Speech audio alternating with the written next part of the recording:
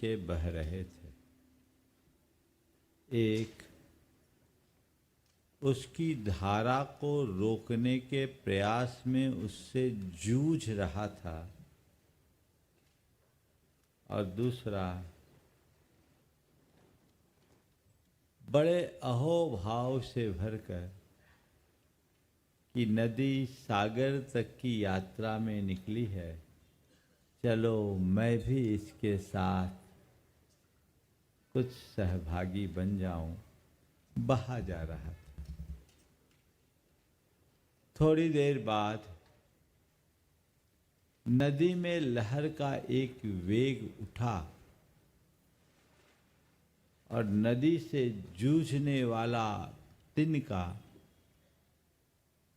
उसके प्रवाह में छत विक्षत होकर बाहर जा फेंका। लेकिन जो दूसरा तिनका उसकी धारा में साथ जुड़कर बह रहा था, वह सागर तक पहुंच गया।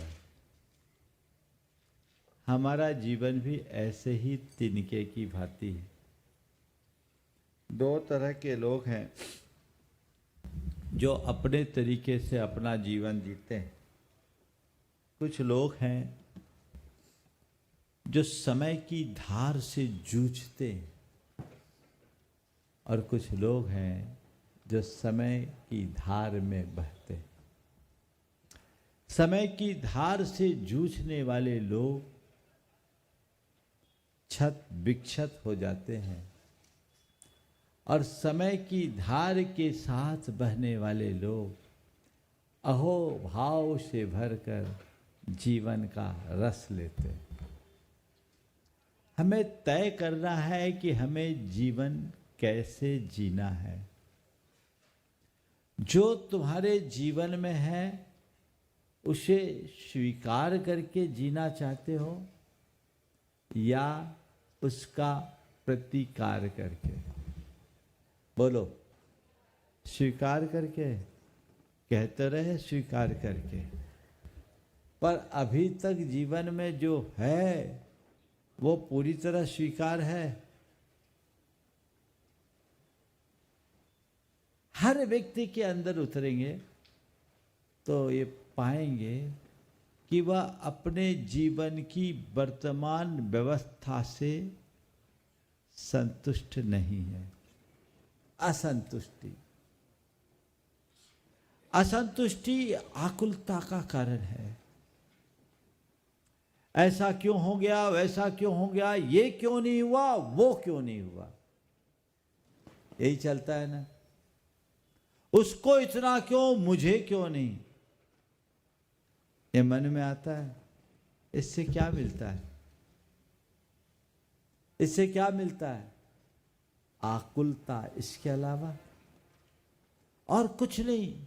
ये राग द्वेष के जनक है, चित्त को व्यग्र और बेचैन बनाने वाले कारक है।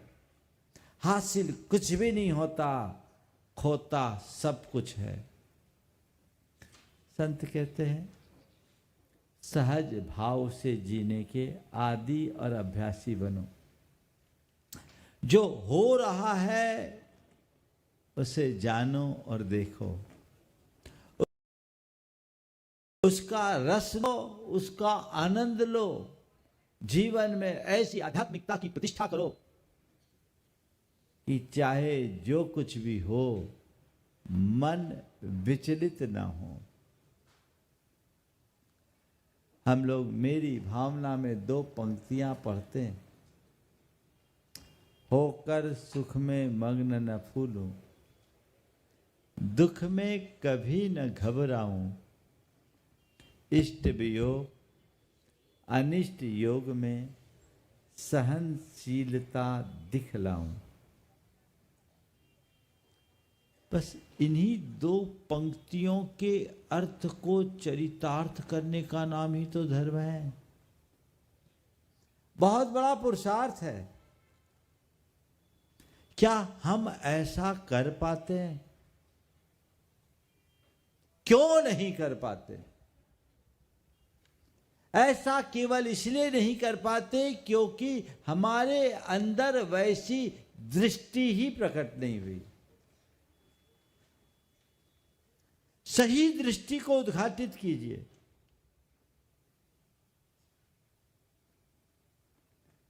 जीवन और जीवन की व्यवस्था को जानिए। सबसे पहली बात समझ। पहली बात आज की क्या है? समझ। आप लोग समझदार हो कि नहीं? क्या हो गया? ना समझ तो नहीं हो? अरे महाराज, आप भी क्या समझते हैं? आप क्या समझते हैं? हम पढ़े लिखे भी हैं और समझदार भी हैं, है ना? बिल्कुल पक्के। एक गांव में एक आदमी गया, नया नया आदमी गया था। उसको पूछ रहा था कि भैया जैन साहब का घर यहीं है? तो बोला जैन साहब का गांव यही है? बोला हाँ। फिर आगे बढ़ा, बोला क्यों जैन साहब का गांव यही है? बोला है। हाँ। फिर किसी से बोला क्यों जैन साहब का यही घर है? बोले हाँ। बोले क्या जैन साहब यहीं रहते हैं? बोले है। हाँ। घबरा अक्षकाया। कोई बोल रहा हाँ, कोई बोल रहा है हाँ। ये हाँ और हाँ क्या है? नया आदमी था, वो जानता नहीं था। कोई बोलता हाँ, कोई बोलता हाँ। क्या मामला है? बोला इस गांव में दो तरह के लोग हैं, कुछ पढ़े लिखे हैं, कुछ गैर पढ़े लिखे। जो पढ़े लिखे वो हाँ बोलते हैं और जो गैर पढ़े लिखे वो हाँ बोलते हैं, है ना? तो आप लोग समझदार हो कि नहीं? हाँ। हाँ में ही मजा है। और मैं बोलता हूं ऐसी जगह थोड़ी देर के लिए अपड़ बन जाओ, ज्यादा अच्छा है। आनंद बना रहना चाहिए। बात समझ की है। जीवन और जीवन के व्यवस्था की समझ है। कितनी समझ है? आपको अपने व्यापार की समझ हो सकती है, आपको अपने परिवार की समझ हो सकती है, आपको आपकी समझ समाज की समझ हो सकती है, आपको आपके धर्म की समझ हो सकती है, लेकिन आपको आपके जीवन और जीवन की व्यवस्था की क्या समझ है? कभी विचार किया? बोलो। जीवन की क्या समझ, जीवन के व्यवस्था की क्या समझ? संत कहते जब तक जीवन और जीवन की व्यवस्था को नहीं समझोगे तुम्हारी अवस्था नहीं बदलेगी। बोलो जीवन क्या है? क्या है जीवन? हाँ, पानी की बूंद, है ना? मुंह से बोल रहे क्या अंदर से? बोलो। बोल तो देते जीवन है पानी की बूंद, लेकिन अंदर लगता है जीवन क्षण भंगुर है, पल में बिखर जाए, कोई पता नहीं। अभी मंच पे आते आते बता रहे, अभी हर्ष भाई मुझे बता रहा था कि कल एक 25 साल का लड़का कुत्ते के रोटी खिलाते खिलाते चल बसा। ये तो आजकल तो ऐसा हो रहा है जैसे स्विच ऑफ हुआ गया, एक क्षण में गया, देखते देखते गया, एक पल का भी नहीं। कोई के बारे में नहीं कह सकते हम कि अगली सांस आएगी या नहीं। तो जो पल भर में नष्ट हो सकता है, जिसका क्षण भर का भी ठिकाना नहीं, जो एकदम टेम्परेरी है, उसके लिए फिर इतनी मशक्कत क्यों? इतना राग रंग क्यों? इतना ताम झाम क्यों? ये सब प्लानिंग किसके लिए? जीवन नश्वर है, जीव अमर है। तुम नश्वर जीवन के प्रति सचेत हो, शाश्वत जीव को तो पहचानो।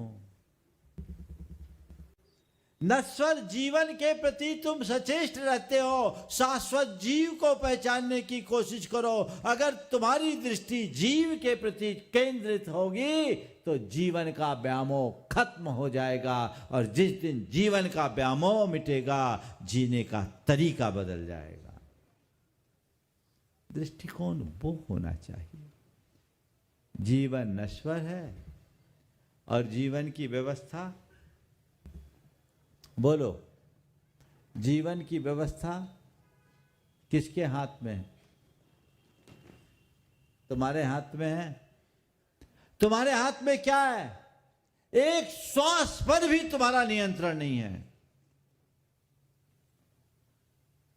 न शरीर तुम्हारे हाथ में, न संपत्ति तुम्हारे हाथ में, न सामग्री तुम्हारे हाथ में, न सत्ता तुम्हारे हाथ में। तुम्हारे हाथ में कुछ भी नहीं है। एक श्वास पर भी तुम्हारा अधिकार नहीं है। ये सब कर्मजन्य संयोगों से नियंत्रित और संचालित है। मानते हो ये? सुख आया, कौन दिया? बोलो। तुम्हारे जीवन में जो सुख आता है वो किसकी देन है? थोड़ा जोर से तो बोलो। हाँ, दुख आया वो किसकी देन?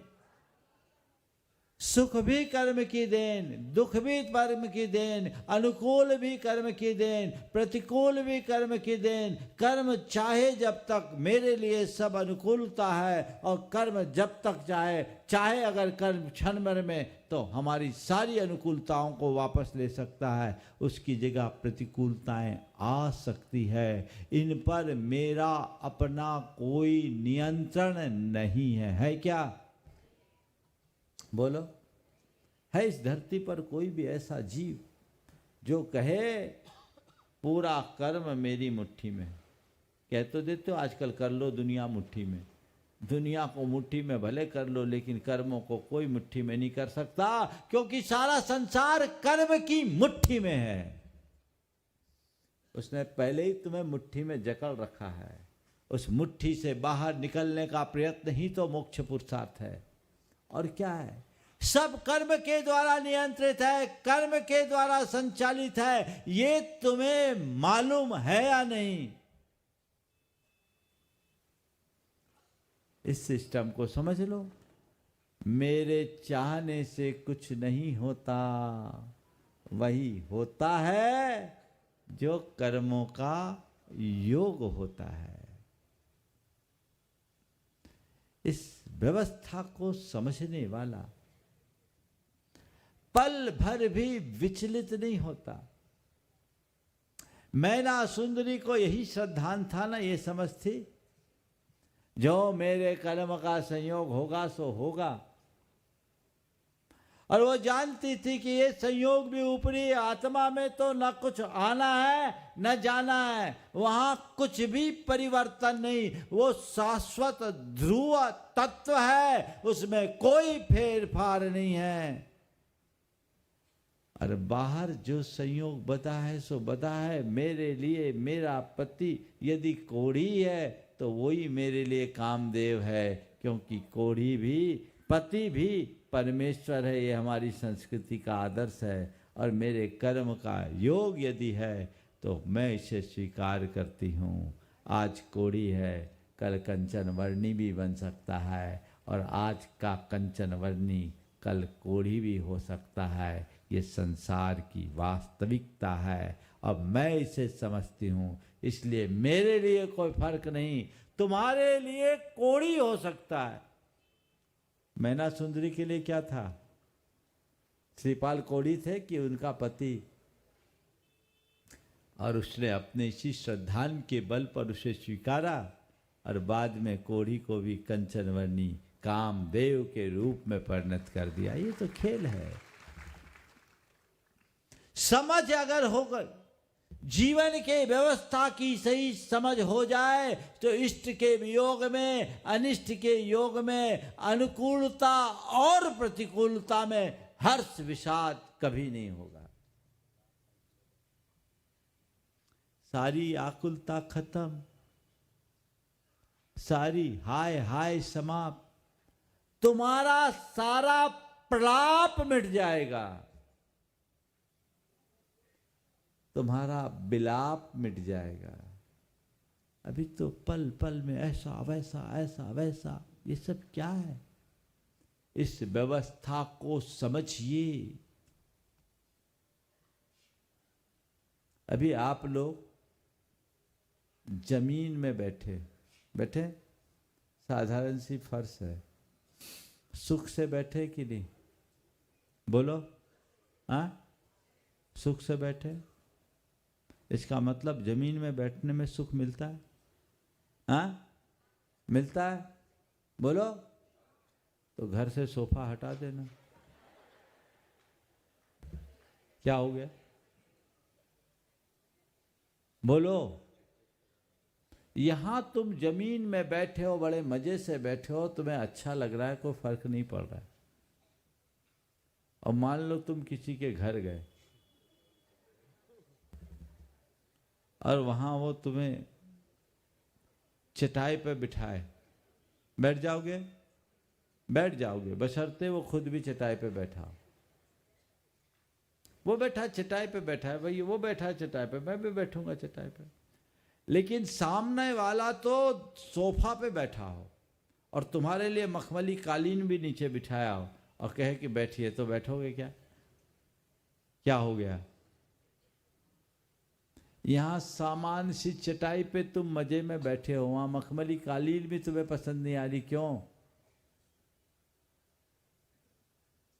क्यों?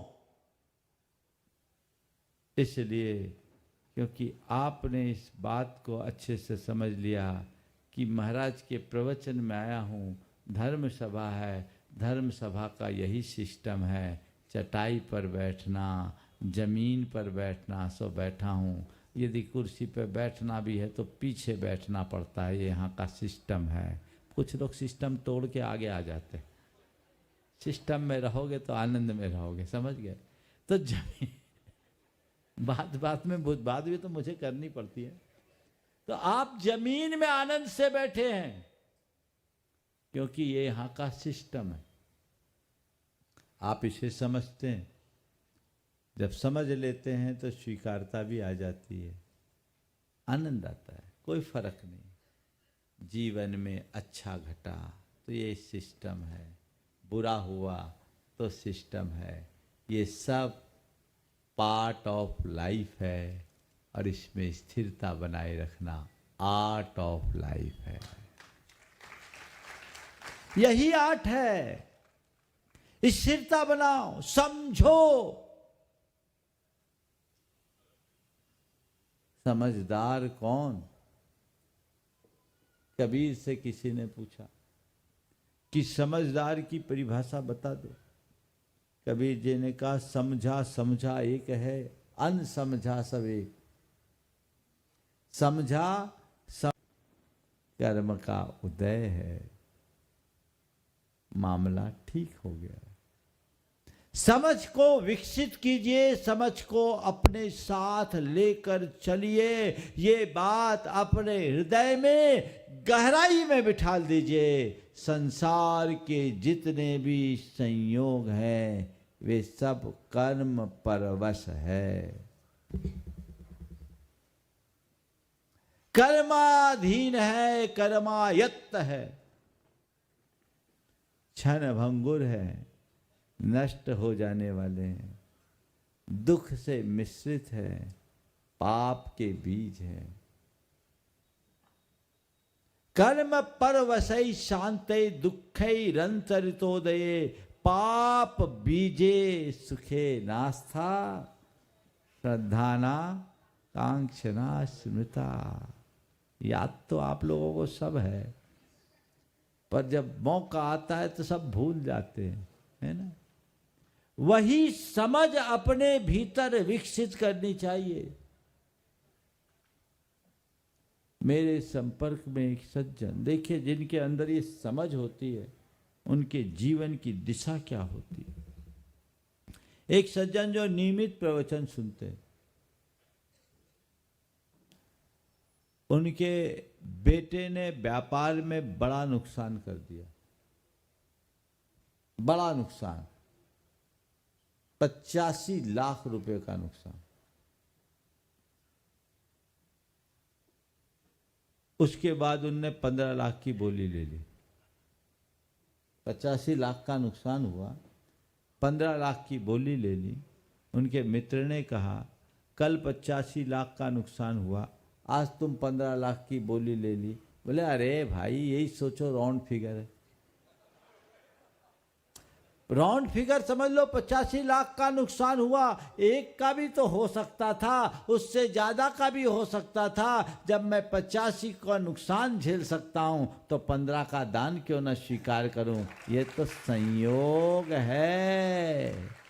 और उसने अपने मित्र को समझाते हुए कहा ध्यान रखो, ये अपना भ्रम है कि पैसे मेरी कमाई का फल है। हकीकत तो पैसा संयोग का परिणाम है। जब तक अनुकूल संयोग है पैसे की रेलम पेल होगी, और जिस दिन संयोग बदल जाएगा पूरे जीवन का खेल बदल जाएगा। एक पल में करोड़पति रोडपति हो जाता है, और रोडपति को करोड़पति बनते देर नहीं लगती। क्या पता कब किसके साथ हो जाए, किसकी लॉटरी खुले और किसकी लुटिया डूबे, कोई पता है? एक पल में लुटिया डूब जाती है और पल में लॉटरी खुल जाती है। ये संसार का खेल है। उसने जो बात कही वो मुझे सुनकर मजा आ गया। ये मत सोचो ये हमारी भूल है कि पैसा हमारी मेहनत का फल है। ये पैसा तो केवल संयोग का परिणाम है। जब तक संयोग मेरे अनुकूल है मैं दोनों हाथ से उलीचूंगा तो भी कुछ नहीं होगा, और जिस दिन संयोग बदल जाएंगे एड़ी चोटी एक कर दो तो भी पता नहीं चलेगा। और ऐसे कई उदाहरण बदलता है। दूसरा होता तो हाय तौबा मचाता, इतना नुकसान उसको कोई फर्क नहीं पड़ा, स्थिरता बने रखा और दिलदारी देखो, उसके बाद भी 15 लाख का दान दे दिया। यही तो समझ है। समझो कर्म का योग है। इस समझ के विकसित होते ही जीवन की दिशा बदल जाती है। तो पहली बात क्या है? समझ जो आध्यात्मिकता के साथ आती है, हमें इसे अपने अंदर विकसित करनी। दूसरी बात स्वीकार, एक्सेप्टेंस। अंडरस्टैंडिंग के बाद एक्सेप्टेंस। स्वीकार करो। अगर समझ होगी तो तुम स्वीकार भी करने में समर्थ हो जाओगे। अच्छे को तो आप लोग एक्सेप्ट कर लेते हो, बुरा कुछ अघट घटता एक्सेप्ट होता है, करते हैं। कब? हार कर। क्या करे कर्म का उदय। अरे भैया इतनी मशक्कत के बाद स्वीकारने से अच्छा पहले ही स्वीकार लो ना भैया, ठीक है अब कर्म जो खेल खिला रहा है मुझे खेलना है, ठीक है, मेरे हाथ में थोड़ी है, स्वीकार करो।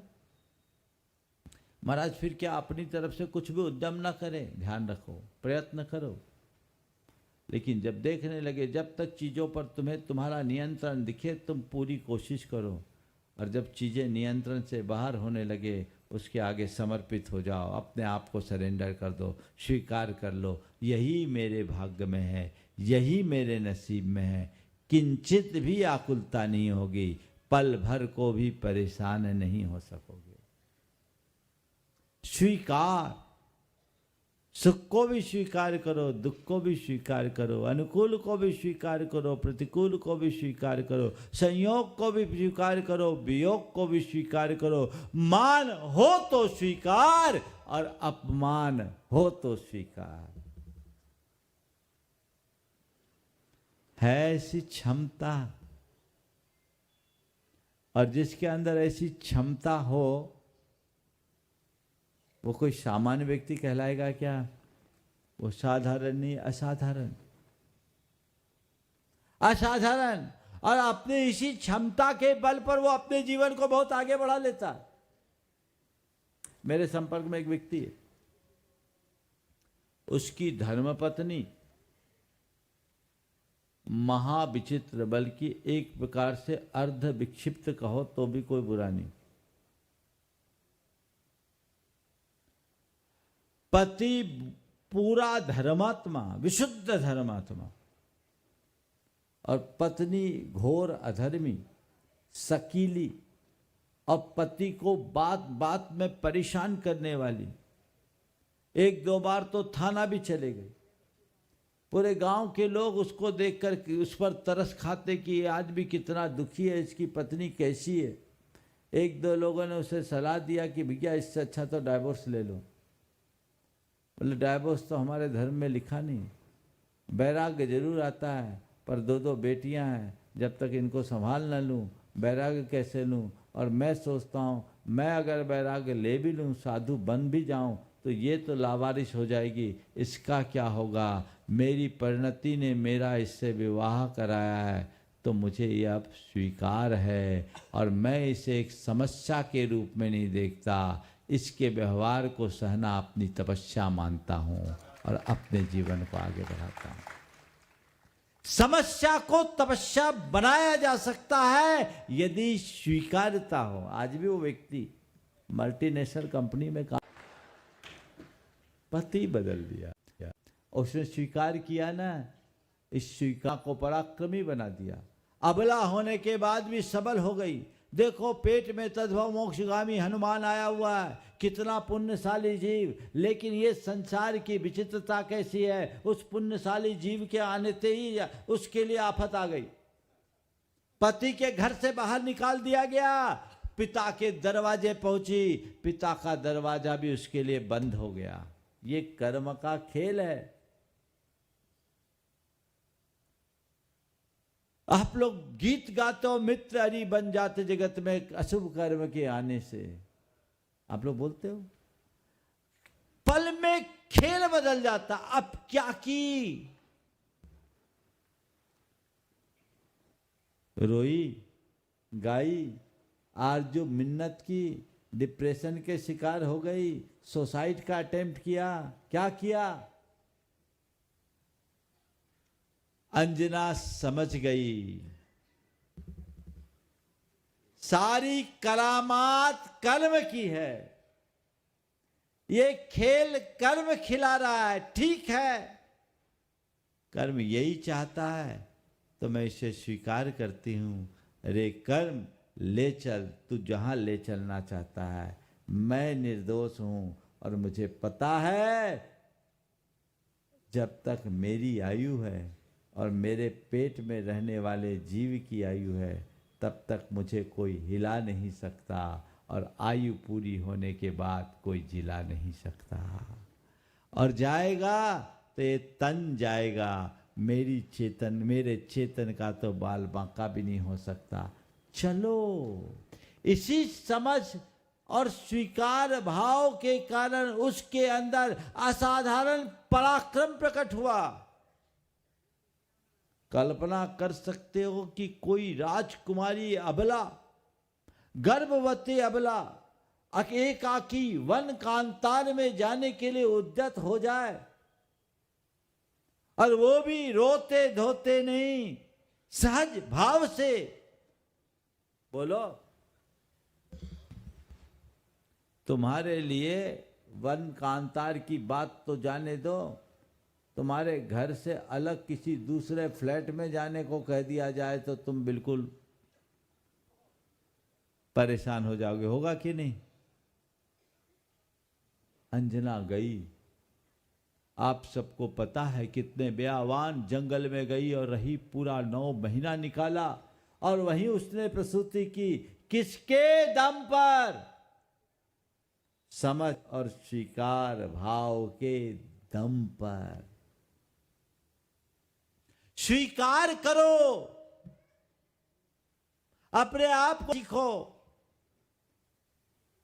आज के समय में स्वीकार भाव का निरंतर अभाव दिखता है। लोग थोड़ी थोड़ी बातों में प्रतिकार करते हैं, परेशान होते हैं और फिर संभव नहीं होता। तो हमें को बिताने के लिए भी तैयार रहना चाहिए। पुण्य का अभिनंदन करने वाले लोगों को पाप का भी सत्कार करना सीखना चाहिए। इसीलिए कहते हैं पुण्य पाप फल माई, हरख विलखो मत भाई। यह पुद्गल पर जाए, उपज बिन से थिर नाही। तो पहली बात समझ, दूसरी बात स्वीकार, तीसरी बात श्रद्धान। समझ, स्वीकारता और श्रद्धान पक्का रखो। अपने श्रद्धान को डगमगाने मत दो। आजकल पल पल में लोगों की श्रद्धा टूट जाती। तत्व पर श्रद्धान है नहीं, आत्मा पर श्रद्धान है नहीं, देव गुरु और धर्म पर जैसा श्रद्धान होना चाहिए वो है ही नहीं। इस श्रद्धान के अभाव में ही तो लोग डगमगाते हैं। मैना सुंदरी के पास श्रद्धान था कि नहीं? अंजना के पास श्रद्धान था कि नहीं? महापुरुषों के जीवन में श्रद्धान था। वो जानते थे ये संसार की विचित्रता क्या है। कर्म का जो योग होना है सो होगा।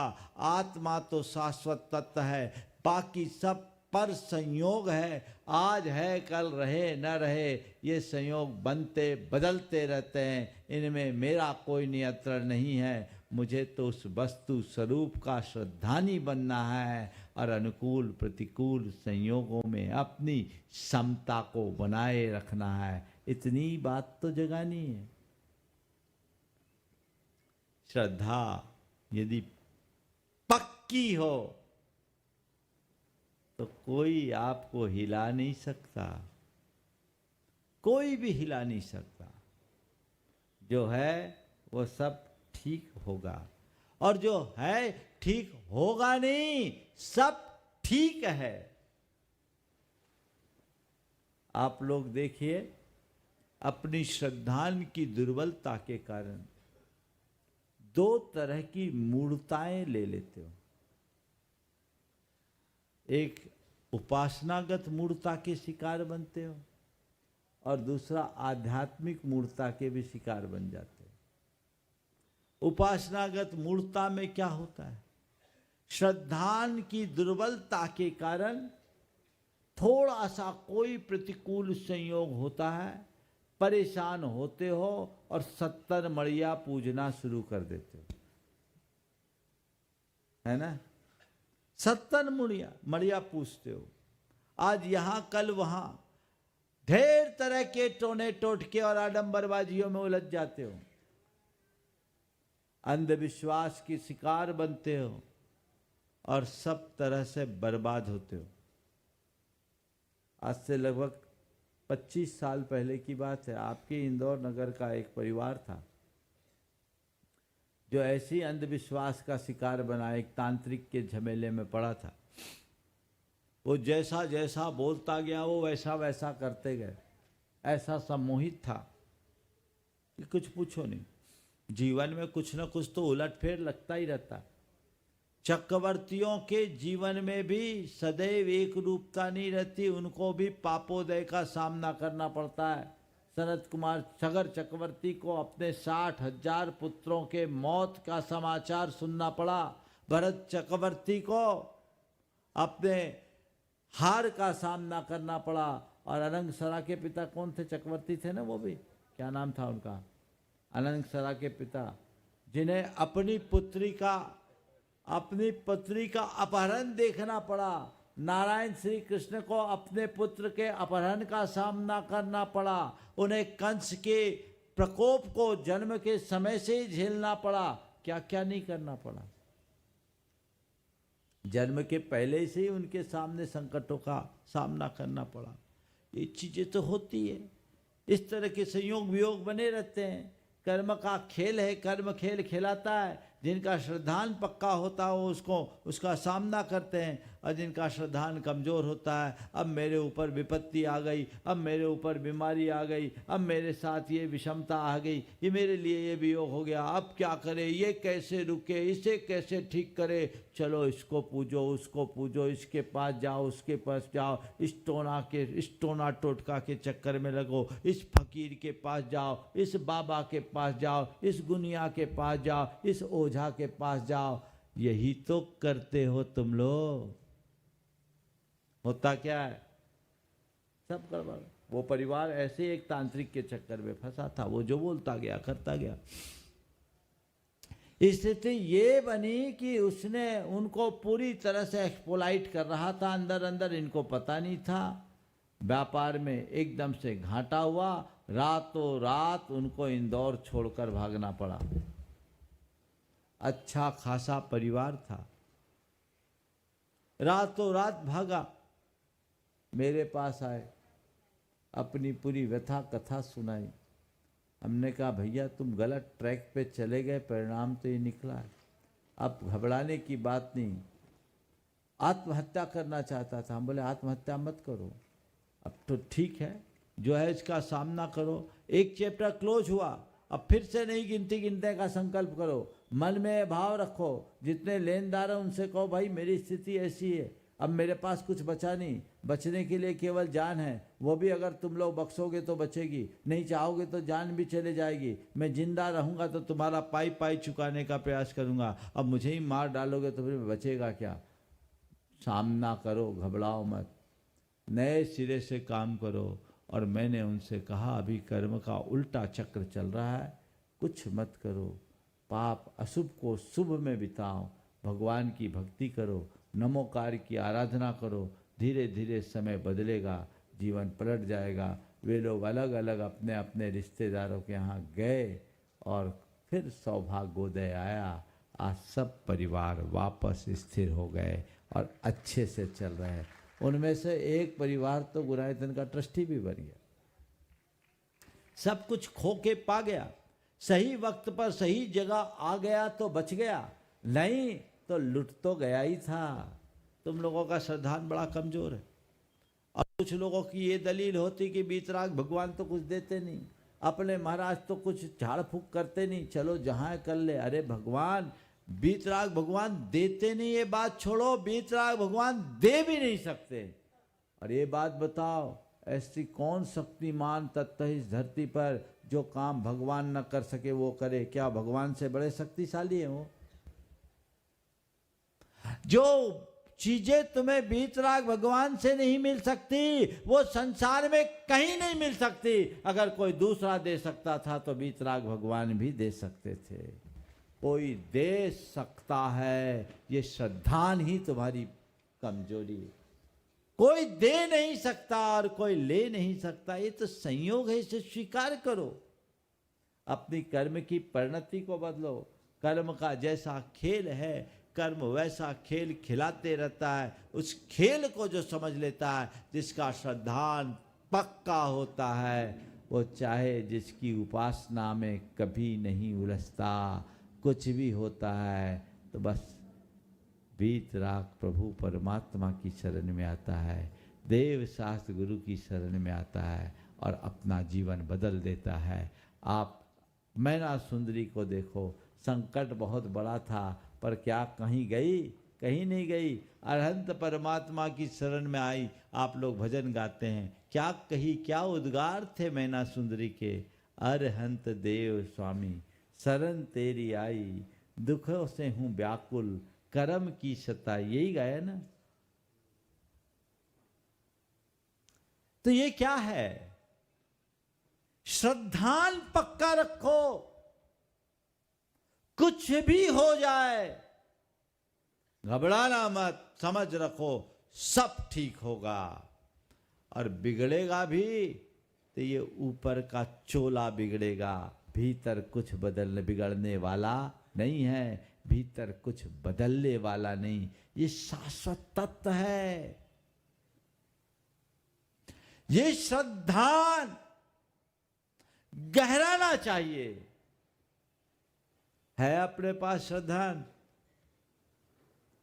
महाराज जब तक अनुकूल रहता है ना तब तक तो श्रद्धान बहुत बना रहता है, पर जब थोड़ा थोड़ा प्रतिकूल होने लगता है तो श्रद्धान कमजोर होने लगता है। जिसकी श्रद्धा प्रगाढ़ होती है वो सुखी रहता है, और जिसकी श्रद्धा कच्ची रहती है वो डगमगाता है। अपनी श्रद्धा को हमें खुद जगाना होगा, उसे मजबूत बनाना होगा, उसे प्रगाढ़ बनाना होगा। वो श्रद्धान जगाइए। समझ, स्वीकार, श्रद्धान, ये तीनों आ जाए तो फिर तुम्हारे जीवन में परम समता होगी। फिर कभी विचलन नहीं, फिर कभी दुख नहीं, सब कुछ ठीक होगा। मैं उपासनागत श्रद्धान की बात की, मूर्ता की बात की, आध्यात्मिक मूर्ता भी। फिर व्यक्ति क्या करता है, निमित्तों को देखना शुरू कर देता है, निमित्ताधीन वृत्ति उसकी हो जाती है। वो इसको तिसको कोसना शुरू कर देता है, और पर पदार्थों में इतनी प्रगाढ़ आसक्ति बना लेता है जो उसके जीवन को दुखी बना देती। ये भी एक प्रकार की मूढ़ता है, अज्ञानता है। भेद विज्ञान जगाइए,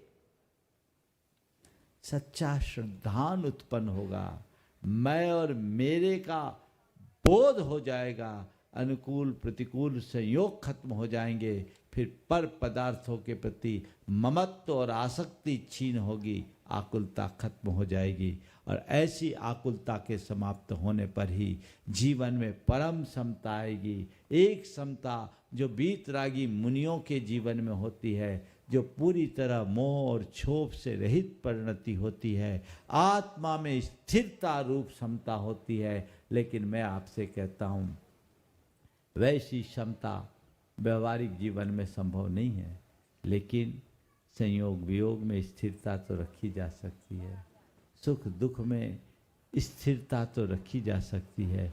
वो समता अपने अंदर जगाओ, जो है सो सही है, स्वीकार है, अच्छा है तो बुरा है तो हम प्रयास करेंगे, परेशान नहीं होंगे। लाभ हानि में भी समता। अब लोग हानि में क्या समता दिखाए, मनवांछित लाभ होने में भी आकुलता रखते हैं। हाँ, काम हुआ और हो जाता, उसको क्या कहेंगे, सदैव दुखी बने रहेंगे। समता रखो। ये एक बार एक व्यक्ति अपने मित्र के यहाँ गया, होटल का व्यवसाय था, होटल में बैठा था और मित्र मुंह लटकाए बैठा। बोले क्यों, क्या बात है भाई, आज बड़े उदास से दिखे। बोले क्या करूं जी, मंदी का दौर चल रहा है, मंदी का दौर चल रहा है। मित्र चकराया, बोले हद हो गई, घंटे भर से मैं यहाँ बैठा हूँ, 50 ग्राहक लौट गए, होटल हाउसफुल चल रहा है और 50 ग्राहक लौट गए, फिर भी तुम बोल रहे मंदी का दौर चल रहा है। हाउसफुल होटल है, 50 ग्राहक लौट गए और तुम बोल रहे मंदी का दौर चल रहा है। बोले इसीलिए तो मैं दुखी हूं, क्योंकि कल तक 100 लौटते थे, आज 50 ही लौटे। कल तक 100 लौटते थे, आज 50 ही लौटे हैं। ऐसे व्यक्ति को भगवान भी सुखी नहीं बना सकते। वो दुखी बने रहने के लिए अभिशप्त है ना। अपने जीवन में व्यवहारिक क्षमता को जगाइए। जो कुछ भी अनुकूल संयोग वियोग है उनको स्वीकार लीजिए, ठीक है, ऐसा ही है। अगर ये भाव अंतर मन में विकसित होते हैं तो जीवन में हर पल आनंद की अनुभूति होगी। सबके जीवन में ऐसी ही आनंदानुभूति हो, हर पल अपने जीवन का रस लें। हम लोग धर्म करते हैं, धर्मोपासना करते हैं, लेकिन धर्म को जिस तरीके से आत्मसात करना चाहिए, जैसी आध्यात्मिक विकसित होनी चाहिए, दृष्टि विकसित होनी चाहिए, वैसा नहीं कर पाते। नतीजा धर्म करने के उपरांत भी धर्म के प्रसाद से वंचित रहते हैं। अपना जीवन आप यदि इन बातों को आपने अपने हृदय में प्रतिष्ठित कर लिया तो मान करके चल जीवन को आप ऊंचाई तक पहुंचा सकेंगे। सदैव आनंद और सुख के साथ जीवन के आगे बढ़ सकेंगे।